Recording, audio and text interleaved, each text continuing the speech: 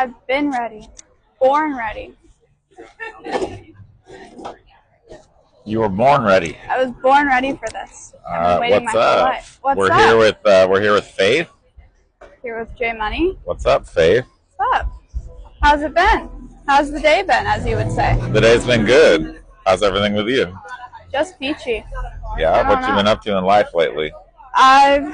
Where you from? The basics. I'm from Mount Hood, Oregon, and I've been in LA for 9 months. Mount Hood, Oregon. Here's Oregon. Yep. You got what? You got. Well, this is the Pacific side, so like Portland. Yeah, up a tiny bit. Like Seattle's way up there. Yeah. Oregon border. Yeah. Portland. And then there's like Eugene's like over here. Something like that. Okay. It's like up and over from Portland. So you're from Oregon. Yep. Now you're living in LA. In LA. And you're on the Keeping It 100 podcast with J Money. Is that what it's called?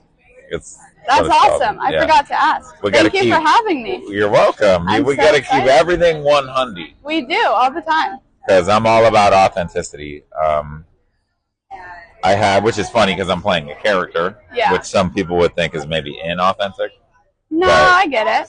I feel like the character is also a part of yourself. Yeah? Just a little bit. Yeah. Okay. I think so. I feel like you're one of the most authentic people I've met in LA, for sure. I'm one of the most authentic I think so, yeah. Okay. Character or not. Yeah? Yeah. Let's see. What have I been up to? I've been working here. I've been working on music. Okay. That's about it. Not a whole lot. So you're here, you're working at a coffee shop. Yep. You're working on music. Yep. What's your goal? Do you have a dream? I have a few. Faith, you have a dream? Yeah, I do. Yeah. I would love if music worked out. I'm hoping it will. I love doing it. I like producing music too if my own stuff doesn't take off. Like the long-term goal forever has been to own my own coffee shop. So your goal is to own your own coffee shop? My own coffee shop. Yep. That's pretty cool. Been the goal. So I basically just want to do what I'm doing right now, but forever. So coffee and music. Coffee and music for the rest of my life. So Faith's goal is coffee and music. Ideally at the same time. The rest of your life. Intertwined a little. Okay. Yeah. Just in different percentages. Yeah. Okay. What kind of music do you make? I make like indie folky music. I've been on a kick of a little bit more country inspired, which is kind of weird for me, but it's really fun. That's what I make. I produce more like rap beats, which is a full 180 from what I actually make, but it's a good break up from what I do for myself. It's a good reset. So country rap. Yeah. Yeah. Not at the same time though. Okay. Yet.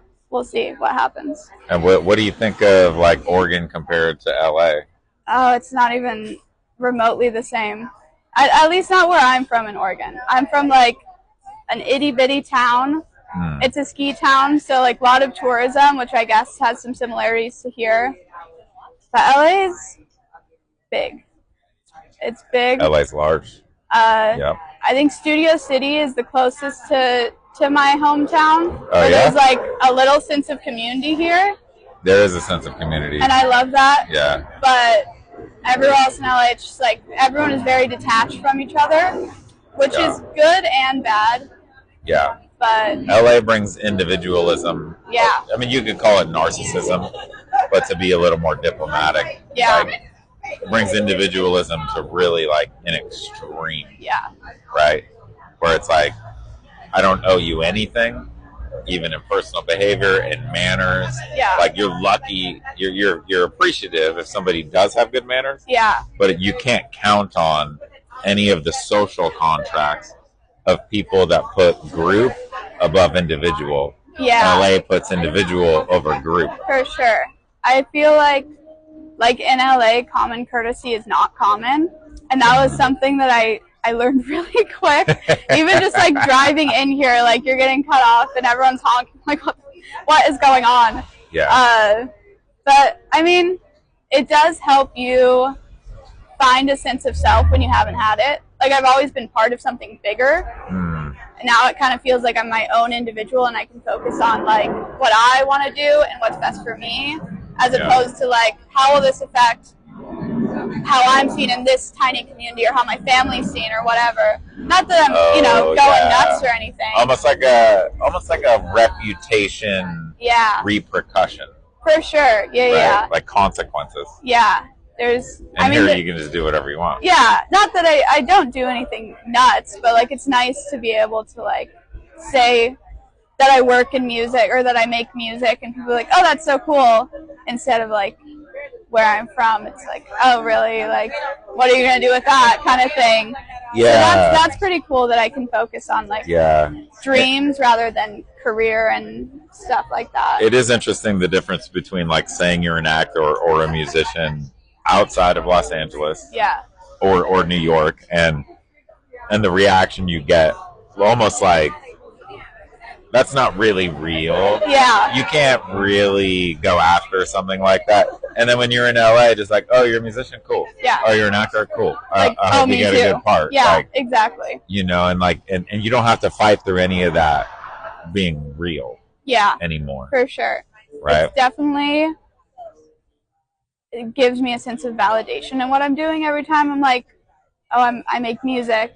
I was like, oh, what do you make? What do you do? Where can I listen? Like things like that's way better of a reaction than even when I like go back home and I tell people like from school, like, oh, I'm in LA making music. They're like, ha, what are you actually doing? I'm like, okay. They're like laughing at you? Yeah. I'm like, okay, well, you're still here. I don't know what you're sorry. Yeah, there's just like a stigma around it, I guess. Or it's like what was it, like Tinkerbell or something said? It's like clap if you believe. Yeah. Right? And it's like, dude, like in LA, like you could say we're selfish narcissists, which we are, but we're also super supportive of each other. Yeah. Right? Yeah. I think you just have to find your people. You have to be able to read who actually is supportive and who's just like, how can I gain something from you? And that's been something I've learned really quick too, because I'm not used to, being used. Oh, 100%. But make sure we're still recording. Just doing a little checker. Perfect. Love it. Yeah. Yeah, so it is interesting that gap in belief, and I think like you and I were talking, and you were talking about maybe going back home and stuff, and I was letting you know not only would you be missed, but like once you live in a place like this where you can go after anything. Yeah. Like, don't underestimate how much it's going to hurt if you actually leave that place and you don't have all those things anymore. Mm-hmm. Especially as an artist. Yeah, that's been the biggest thing. I've spent pretty much all my life, which has been very short, but kind of thinking about what everyone else needs me to do and wants me to do. I'm very like people pleasy. Very people pleasy and like family pleasy. So I have a lot of younger siblings. I love them, and being here makes me sad. I'm missing out on what they're doing. Of course. And that was really the main reason for me going home, because I have found like a little bit of success here, and I've kind of grown like my own little family here. Mm-hmm. And your own little LA family. It happens. I know, and it happens quick. I haven't been here a year, and I feel like, first of all, I'm sitting here with you, and that's just like awesome. Love seeing you all the time. But yeah, I think moving here, I kind of got in my head that it would be really, really lonely. And, in certain aspects it is. I don't have those like lifelong friends and those connections readily available if I want them. But yeah, that was like the only reason I was going home, or like that I'm thinking about going home, is for other people. So I'm still like funny how everything comes to the surface. I know. Like you have to face those things. I know. Yeah. So having to choose between like what you want to do and what you've been told to do, or like what you felt you have to do. Yeah, obligation. It's been a rough couple of months figuring that out, and I still don't know 100% what I'm doing. It all comes down to like boundaries, following your own life path, while also saying like, just because I'm following my own life path doesn't mean that I don't love you. Yeah. It doesn't mean that at all. Yeah. And if somebody does take it as meaning that, then that means you've let the boundaries go too far, and they have an expectation to the deed of your soul energy. Yeah. Yeah. I feel like it does help that my family is so supportive of whatever I do. There's not pressure for me to go back home. And so it really is just like what I want to do, which is good, but also bad because I don't know what I'm doing ever. Who does? No one. Like, I don't think I'll ever really have anything figured out. But, we're all playing pretend. Yeah. We're all just kids with larger bodies pretending like we know I'm anything. going to be this size forever. You guys can't see me. I'm under 5 foot.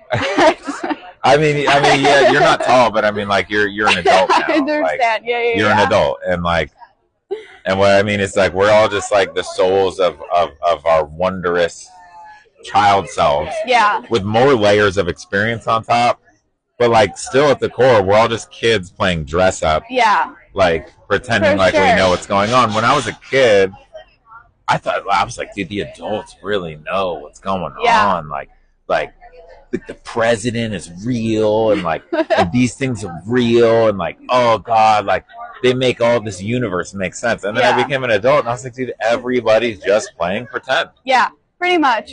And I also think it's so important to recognize that. I feel like a lot of people don't realize like they have no idea what they're doing, and it just fucks them over, screws them over. I don't know if I can swear. But yeah, I don't know. I think it's good to sit back, like, I don't know. There's so much pressure to know all the time, and I don't even know where it comes from or where it starts. But yeah, I don't know. I don't know what I'm doing. I'm just having fun. Do you have any goals? Or are you just like just existing? Like, are you content with existing, or are you like ambitious and like, if you don't get this thing, like it's gonna eat at you? I think when it comes to my music, I'm pretty like go with the flow because it's been a hobby for a while, and moving to LA is when I started like really, really spending a lot more time working on it, and it's when I started like producing and not just making silly little songs in my room and not showing anyone. So when it comes to that, I'm pretty like lax about it. If it works out, it works out. If it doesn't, it doesn't. Of course, I hope it does. But when it comes to like owning my own business, that's something that I have to do, and I'd love to do before I'm 30. Like, that's the goal, is to own my own business. Yeah. That thing I'm not lax about. I'm like, I have to do that. It's something I've wanted for a while. So yeah, right now in my life, I'm pretty just like, I'm taking whatever is thrown at me. Yeah. It's all been good things. So, yeah. Right on. Do you have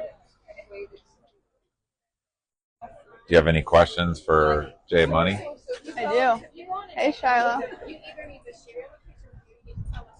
I do. What's your goal? What do you want to do forever? My goal is to make enough money having my true artistic expression. Whether it could be J Money. I mean, it'd be nice if it was J Money. Yeah. I mean, I've spent a lot of time and energy on building the whole J Money brand and everything and what I do in my content. But really just like, I want to feel like I'm releasing my design into the universe. Yeah, for sure. Right? So like, I feel, I'm not going to use the word believe, because I think that I'm not a child having to believe in the tooth fairy. Yeah. I think we should say observe. So like, I have observed that people are born with a certain amount of like energy and things to express in their life. And if you express those things, you honor the universe and you can like have a life well lived. Yeah. And people that don't release their design into the universe are unfulfilled and regretful. Yeah. So I really just want to like release my design of who I am and all of what I actually am. And like, I can't control results. I can't control if I'm going to get rich or famous or like have some other opportunity or have an impact positively on people's lives. all I can control is releasing that design. Yeah. So that's what I'm concentrating on. What's that look like to you, releasing it out there? I mean, I could say what it looks like, but those are probably just projections of what I think success is. I grew up worshiping Jim Carrey, so like, to me, it's like becoming a famous movie star and like making people happy and smile and like living in a comfortable house. Yeah. And like being able to provide for people I care about and just having positive karma. Yeah. You know, I think that is fair. I think those are also very reasonable expectations for what you're putting out there. I think some people maybe have unreasonable expectations and are disappointed when it doesn't reach that. I feel like I definitely think that you are going to get there very soon, personally, and I hope you get there. I think you deserve all the happiness, but yeah. Thank you, Faith. Yeah. What else? What have you been working on? Do tell. I mean, I've been working on building this podcast. Yeah. My idea was to do a podcast in public because I think it's a conversation is more powerful when you see people having it around other people unafraid. Yeah. And it normalizes authenticity. Yeah. So that I've been just building that. I also had like a side question now that I brought up Jim Carrey. Okay. You're like younger generation than me. I am. So I was wondering, like, how does someone your age, how did you guys see someone like Jim Carrey, like already established in this reality?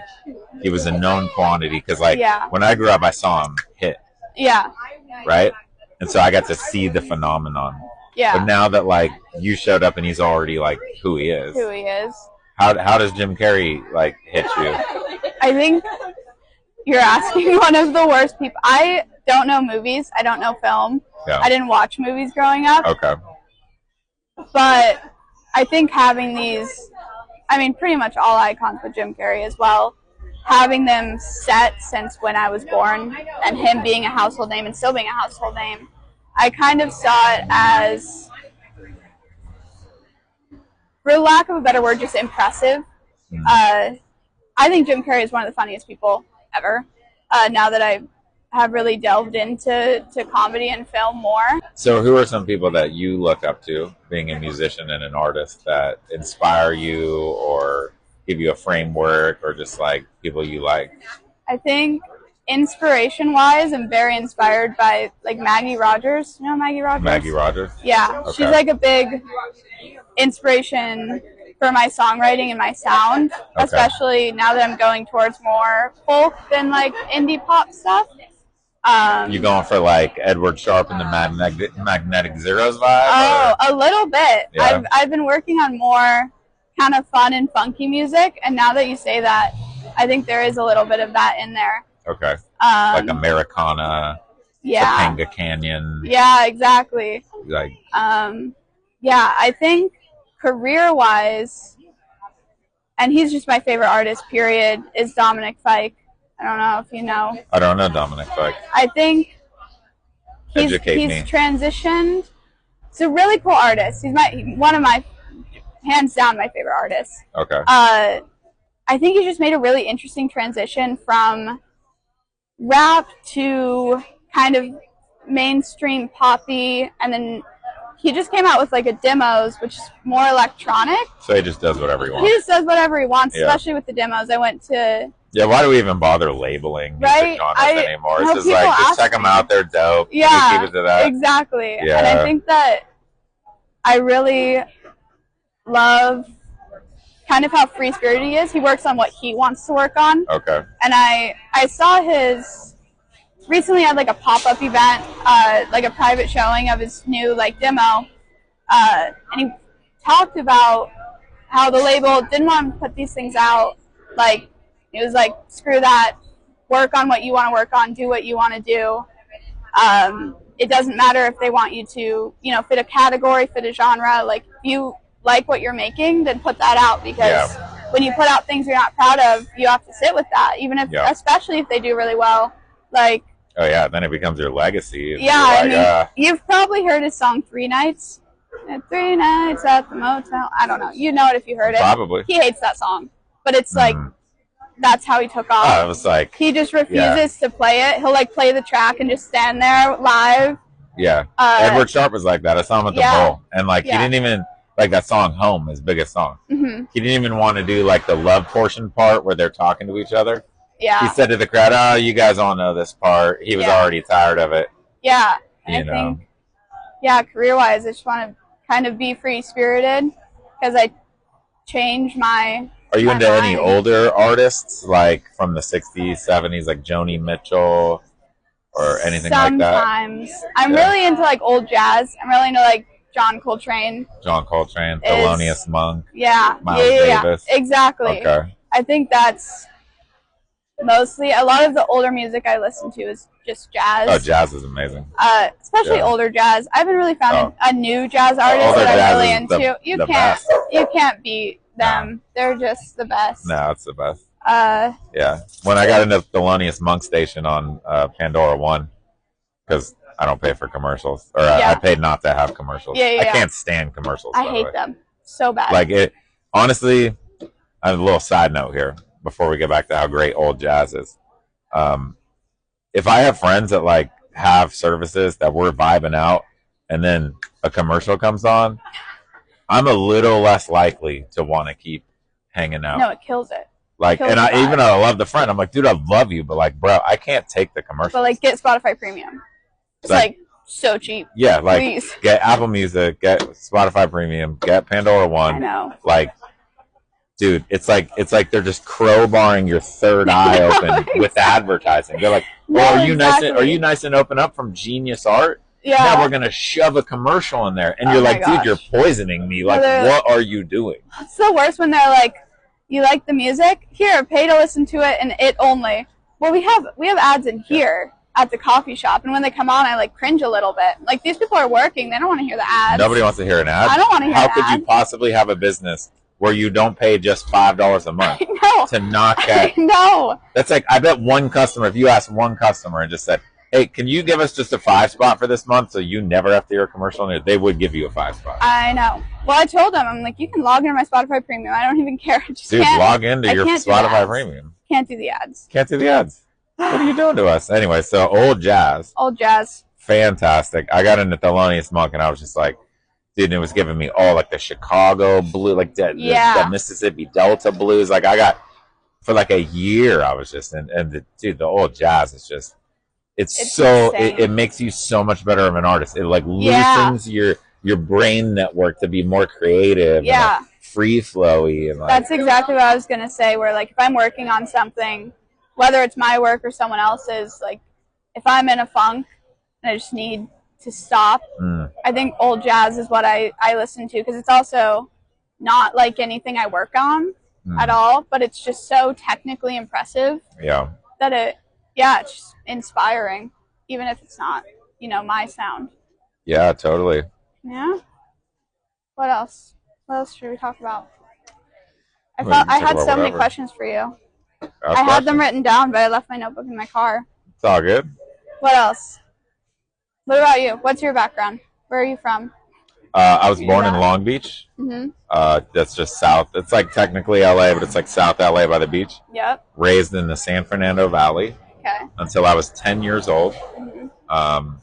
And I was one of those kids that was like, maybe it's true for everybody, but I was like particularly aware early. Yeah. By the time I'm like 4 or 5, I'm already eating pop culture. I'm already watching MTV. I'm already like watching movies and knowing it. And by the time I'm like 7, 8, 9, I'm already like very aware. Yeah. So by the time I was 10, like even though most kids, if you're only raised in an area till you were 10, it's not that influential. Being raised in the San Fernando Valley until I was 10 was very influential on me. My parents were coming home from famous rock concerts all the time. My mom was like a part-time radio DJ on an LA station. Okay. I was doing radio commercials. My dad was like a high-powered lawyer.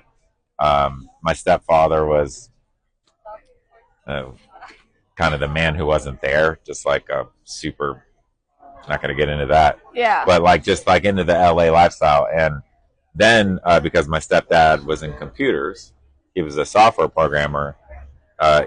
We were brought up to Silicon Valley, so we moved to San Jose in the Bay Area of California. And I did 11 years of living there from Mm-hmm. 10 to 21. So I went to like middle school, high school, and then worked a couple years after high school. Yeah. And then moved back down to my dad's house in Santa Clarita, northern Los Angeles County, Mm-hmm. by Magic Mountain. So I have a real like full California Yeah. like view. And so yeah, I'm from California and I've lived in the two major areas Everywhere. of California. What was it like to grow up here? I've always wondered, both Yeah. in the Valley and in LA, That's or a great- in the Bay Area. Great question. So when you grow up in LA, all of it's normalized. Yeah. It still makes you excited. Like I remember we had like a Weird Al impersonator come over. Okay. When Weird Al was like at his peak, Yeah. and the guy got dropped off in a limo, and he looked exactly like Weird Al. He's doing Weird Al songs in our living room, and we're just like, whoa, this is wild. Like, it just all gets normalized. Yeah. Like there's always famous people around. Yeah. You hear celebrity stories all the time. Yeah. You drive by studios, you go, oh, that famous show's filmed there. You know what it really does? When it comes down to it, the movies look like your home movies, Okay. Yeah. That makes sense. right? Yeah. So you go to the movie theater and you're like, oh, I was there last week. Yeah. Oh, I was there today. Yeah. I know exactly where they're having that conversation. I go to that place and have lunch. Yeah. So the movies become your home movies. So the epicness, like the movie magic being gone, is actually a good thing because it doesn't go away 100%. Yeah. You have a different movie magic. You have a movie magic where you appreciate the celebrity energy. You appreciate the people because the places are less important because Yeah. you see the places. Yeah. For people outside of LA, they get enamored with the places and the people. Yeah. Oh my God, LA looks so amazing, and I love the celebrities. When you're from LA, the place no longer matters because those are your places. Yeah. And then you just focus on how amazing the energy of the unique celebrity is, Yeah. Do right? you think that, like, growing up, there were big differences in culture as opposed to, like, Oregon? Yeah, I mean, Like this in the is where Bay we Area? make the culture. Yeah. It's where we make the American pop culture, Yeah. just to be fair. So you said differences, right? Yeah. Were you, like, aware of how different it was, or was it just completely normal? You're kind of aware of it. Yeah. Yeah, you never lose perspective that this is a special place, and you never lose perspective that this is where they do things that reverberate throughout the whole world. Yeah. But yeah, you don't really get it until you move somewhere where they don't do that. Mm-hmm. Now, it was interesting moving to the Bay Area because they don't do what LA does, but they have the tech industry. Yeah. And the tech industry does reverberate throughout the world with what they create. Mm-hmm. So there was just a different version of it. And I allowed myself to get into it. Like, I was like, okay, it's cool learning about technology. It's cool about learning how computers work. Yeah. And this stuff is cool. But being like a performer like I am, there was definitely like a piece of me that was like, but I wish it was the entertainment industry. Yeah. For I sure. wish it was LA. Yeah. And I always missed LA. Even though LA's got its issues and it will always have its issues because it just attracts so much energy. Mm-hmm. You'll always miss it. I mean, I think you might find if you ever leave LA on a regular, like on a permanent basis, you're going to find yourself missing what it is. Yeah. And LA is truly inclusive. Anybody can become an Angelino. Like if you're Yeah. here long enough and you survive, we all respect everybody's ability to survive here socially, being able to deal with the traffic, being able to deal with how expensive things are, being able to deal with the huge personalities. At the end of the day, a real Angelino respects another person as an Angelino if they're able to survive all that. Yeah. Because it's not easy, you know that. No. Yeah, I mean, I went home quite a bit this last month, and even being home for like a 2-week duration, it's like, wow, I do kind of miss the city aspect of it. Because, I mean, first of all, something about an hour in LA traffic versus being in the middle of the woods and having to drive an hour to go somewhere anyway, for some reason, I missed the traffic a little bit. I was like, and also, no, No. I didn't miss the traffic. I hate it. No, it took me literally an hour and a half to get home. I didn't miss the LA traffic. No one misses, but like I missed the hustle and bustle a little bit. Oh yeah. Of like, because we're driving on a 55 and everyone's going like 45 and it's totally normal. You gotta speed up. Like we got places to be in. I was like, no, like chill. It's fine. We can go the speed limit. I'm like, no, we can't. We actually cannot. I can't do it. So I'm worried like if I drive in Oregon again, I'm gonna be like, yeah, she's from California. She's from California. There's a whole like hatred of Californians in Oregon. I don't know if that's a known thing. Do you know that? I am acutely aware of how outside of Los Angeles people hate Los Angeles. Yeah. I was faced with it when I was 10 years old and I moved to San Jose. And I was put into 5th grade and they were kind of like, oh, he's from LA. And then like the LA insults started like, LA sucks, LA blah, blah, blah, blah, blah, blah, blah. And everybody's telling me this and I'm like, first of all, I didn't even know this place existed. Yeah, totally. Like nobody in LA even knows you exist. Like, so I don't even know where this is coming from. Yeah. We don't talk about you at all. Second of all, like you haven't even been there. Yeah. Yeah. I don't know why you're telling me with such certainty about what this place is. Yeah. Third of all, we're 11. What are we beefing over LA for? Like, I'm 11 years old. What are we beefing for? That's awesome. Yeah, so I am acutely aware of that. A lot of it comes from jealousy and envy, first of all. For sure. Which hurts people to hear that because they don't want to own, oh, I'm projecting jealousy and envy on LA. That's not true. I just hate LA and LA sucks. That's cool. If you want to hold on to that perspective, sounds great. I don't care what people do. Have whatever perspective you want. No, Portland wants to be LA so bad. Like in the last couple years, you can just tell. Do they? They do. They do, but they don't have the space or the art. I mean, there is art in Portland, but it's just like, I mean, LA's been LA forever. You can't beat it. Yeah, you can't beat it. But yeah, well, I wasn't sure if it was like a known. That's interesting. I didn't know that Portland was trying to be LA. I'm sure that'll be a controversial statement for people to listen to. It for sure will be. I mean it though. People will probably fight you on that, not necessarily because you're wrong, but they'll fight you on it because it makes them uncomfortable. Maybe they don't want to be LA, but they want to be something they're not.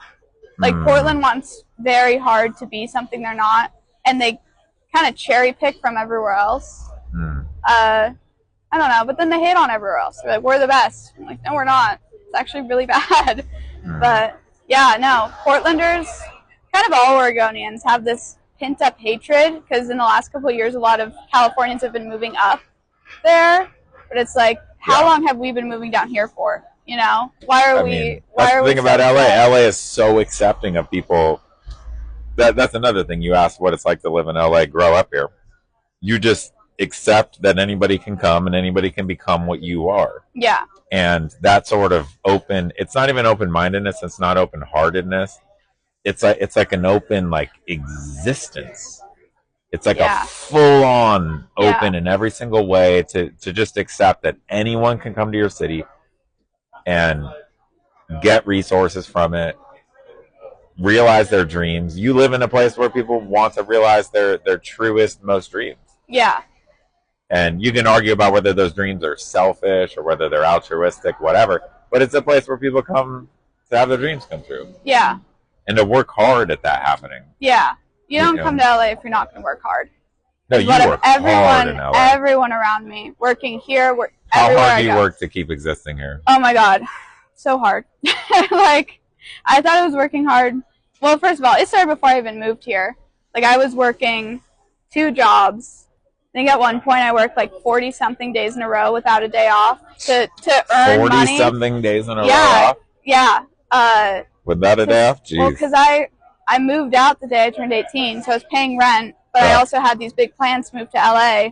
So I was working one job to pay rent and the other job to save money. So I worked before I even got here to get to LA. Oh, wow. Even to just get here. Just to afford to be here and like I tried to have a job lined up, didn't work. And so I continued to work very hard to be here. And I'm very thankful that I found like a really super cool spot that you're so popular. Like I found a coffee shop that is super flexible if something comes up where I'm like, hey, I have a big project that I want to work on, or I have something coming out, like I need a day off. They're like, cool. Or if not, my coworkers are chill because they work in all different industries. And everyone tips well. So this job saved me, but I'm here. That is It's a nice car. Yeah. But I'm here all the time. So Yeah, it's my day off and I'm here. Yeah. But I love it here. Yeah. But I do work. That's how you know when you love a place that you work, is you don't mind being there on a day off. Yeah. Because it just provides you with community. I mean, everybody needs a third place. You familiar with the third place concept? I am a very... Yeah. We need more. So you need the home, you need work, a good work, and you need a place where people don't know you from home or work. Yeah. A place where they know you for your pure self. Yeah. That's why that show Cheers was such a big deal. And places like Central Perk and the Friends universe is important. And more modern examples are, the places where your favorite characters hang out, where it's outside of home and work. Yeah. But we need this for real life, not just TV shows. I know. I need a good third place, but I mean, this is kind of blending kind your of my third place because I've made friendships here that kind of correspond to my real life. Yeah. Which is nice. Like this, like I can come in. It feels like a third place. I don't feel like I'm at work right now. You know? That's good. I'm having coffee with a friend. But, so what's your message to yourself 5 years ago? And then what's a message to yourself 20 years from now? 5 years ago? You gotta be nicer to yourself. You gotta stop being so critical of every single thing you do and all that you are. And you're gonna be so much happier once you reach that point. Once I reach that point from talking to myself. But yeah, I think 14-year-old me just needed a hug and someone to like tell her, oh, Cassie, hi baby. This is my work best friend. How are you guys? Good. Hi, Barb. What are you guys up to? Stuff. I go meet friends later. Fun. Wow, she's so happy to be here. Yeah, we're just podcasting. Yeah. Oh, right now? Yeah. Oh, shoot. You're okay. Oh. Okay, Cassie. I love you. That's all good. So no worries, Barb. It's all good. Hi, Cassie, girl. Oh my gosh. No, you're fine. I'm happy to see you guys. It's all good, Barb. Oh my gosh. It's all good. Cassie is my favorite dog that comes. She's such a good dog. She's such a good dog. She just jumps on you with just love. She's the sweetest. That was adorable. That made my day. Oh, it's great. Yeah, no. I think I was just didn't have enough support. Didn't have enough support? Didn't have enough support when I was in high school, and I think I just needed to take a step back and realize that I could be my own support. I wasn't good at that. Who is? I mean, it fluctuates too. Yeah, for sure. You can think you're good for a while, and then you're like, oh man. But I think it's so important to have high quality friends on your inner circle. Yeah. It's important to have multiple layers, right? Yeah. You have yourself at the core. You have your inner circle who knows who your core self is. Yeah. Right? And then there's another layer outside of your inner circle, which is actually still pretty good friends. But they're not quite in the inner circle. Yeah. They may know an inner circle friend. Mm-hmm. And then there's quality acquaintances. Yeah. Then there's people you might just say hi to, right? And all these layers. And if you build all of those with quality, you can have an amazing support structure. Yeah. I think in the last few years I've especially since moving here been more focused on quality over quantity. I wanted to be liked so bad that I would just took anyone into my life. God. And now I really don't care. Wanting to be liked so bad. I spent half my life trying to be liked. That's such a core of me. I mean, everyone wants to be liked. No one wants to be hated. But I think that I don't know, we see all these people on television, like they have these huge friend groups and everyone knows them, especially like based in high school, like these super popular people, and like the main characters are so popular and everyone knows their name. And also, like, my best friend is like one of those people, like she's super out there, yeah. and like her boyfriend was on the football team, and Dude. but also she's just so cool. I've been So studying. I think I saw that and I was like, oh, I want that. And it took me a minute to be like, actually, it doesn't matter. And everyone loves her, but she doesn't even have to try. It's about making the effect happen with who you are. Yeah. Not necessarily aping what popular people are doing to be popular. Mm-hmm. Like, I have a lot to say about this because I've been studying popular people my whole life. Yeah. I've been friends with popular people, but I was never the popular person. Yeah. Right? The popular people loved me, and they thought I was super cool, and they thought I was hilarious. But I was never the popular person. Yeah. But I would study what they would do to be popular, and I would study in which ways people were popular. Yeah. Because you have the popular person who's popular because they're good looking and they're like kind of upper middle class. They have the cool car. They have the things to be popular. Yeah. Then you have the people that are popular that people really love. Yeah. They're popular because people love them because they're good people, right? Yeah. And they have their own like comfortableness with their own style. Mm-hmm. And so I've kind of incorporated so many. I got some pain transfer over there. That's what I call when people have to rev loud. It's just pain transfer. I'm like, dude, just do a painting or something. Do a painting. Pick up a guitar. But no, it's like I've studied all the different ways of being popular. Yeah. And I've incorporated bits of everything. But at the center is always authenticity and always genuine connection. Yeah. I think that's really interesting. Have you always been like an observer? Would you consider yourself an observer? I'm definitely an observer. A wallflower? Not a wallflower. Not a wallflower? I'm like the rare, I don't know if it's rare, but I'm like the performer extrovert who's also can observe keenly even while I'm being active. Yeah, for sure. That's really impressive. Right? So I don't have to chill at a wall and like study things. Yeah. I'm studying things while As I'm you interacting. go. And you probably retain or like absorb so much more information that way because you're going and going and going and so you're much. interacting. And It's like Jim Carrey says. He says our eyes are not only receivers, they're also projectors. yeah. So like as I'm interacting, I'm also absorbing. Yeah. And processing. Like I'm able to do all of these things. Yeah. You know? Yeah, I can do one or the other. I'm not good at, I'm more of an observer than an extrovert most of the time. Except here. Here I'm like, I think those terms are a little limiting. I agree. While they're accurate, they're also limiting. Yeah. Because I've seen people that think they're introverts. Yeah, they're introverted some of the time, but I've also seen them be very confident extroverts. Yeah. And I've seen extroverts need introverted time. Mm-hmm. And like, we're all capable of both, you know? Yeah. Yeah. I've never liked the like introvert extrovert thing because I don't think anyone is just one. Yeah, exactly. Yeah, so 1 or 0. If bothering you, just let me know. Okay? I will. Yeah, thank you. Wanna make Is sure you're Finley here? Of course he is. Hi, handsome. Great dog. Big heavy dog. Well, how about we wrap it up? You got anything to say? Thank you for having me. Can't wait to see you every day this week while I'm at work. And yeah, love ya. Great. Thanks for keeping it 100. Thank you for teaching me how. Yay.